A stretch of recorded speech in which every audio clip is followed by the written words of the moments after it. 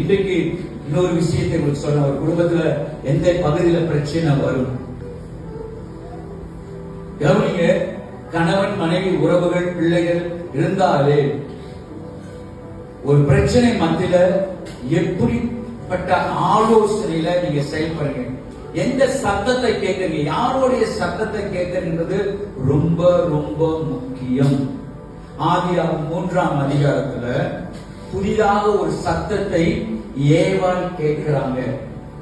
வேறு ஒரு விஷயத்துல கவனம் செலுத்தும்படிக்கு, தேவன் வைத்திருக்க திட்டத்தை விட்டு விலகும்படிக்கு தந்திரமுள்ள பிராணியாகிய சர்ப்பத்தை பயன்படுத்தி ஏவாளை பிசாசன் ஏவி விடுகிறான். அந்த சத்தத்தை கேட்கும் போது, அந்த ஆலோசனை கேட்கும் பொழுது, இது தேவனிடத்தில் இருந்த ஆலோசனையா, இது சரிதானா? பள்ளிக்கூடத்துல போகும் பொழுது மற்ற இடங்கள் எல்லாம் உங்க குடும்பத்துக்கும் கணவன் மனைவி உறவுக்கும் பல சத்தங்கள் இப்ப சுலபமா கேட்க முடியும். உங்க கையில் இருக்கிற கை தொலைபேசி, தொலைதூரத்தில் இருக்கிறவருக்கு தொடர்பு கொள்வதற்குதான் கை தொலைபேசி இப்ப கைக்குள்ள வந்துருச்சு.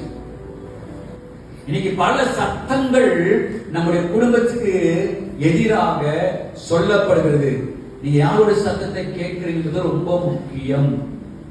நீங்க கேட்கிற சத்தம் தேவனிடத்திலிருந்து வருகிறதா, தேவையில்லாம வருகிறதா, நிதானிக்க தெரியணும். ஏவாள் கேட்ட சத்தம் தவறான ஒரு சத்தம் என்பதை நிதானிக்காதனால அவங்க எடுத்த தீர்மானம் முடிவு தவறாய் போனதுனால they lost every blessing from God. தேவனிடத்திலிருந்த எல்லா ஆசீர்வாதத்தையும் இழந்துட்டாங்க. ஆண்டவர் காயினிடத்துல பேசுறார், காயேன் கொஞ்சம் கவனிப்பா, ஏன்பா நீ இப்படி எரிச்சல் அடைகிற, நீ ஏன் உன் முகநாடி வேறுபட்டதுன்னு ஆண்டவர் பேசுறாரு. நீ போய் வேதத்தை வாசிச்சு பாருங்க, ஆண்டவர் ஆபிலிடத்துல எங்கேயுமே பேசல. ஆபியோட ரத்தம் தேவனை நோக்கி பேசினது.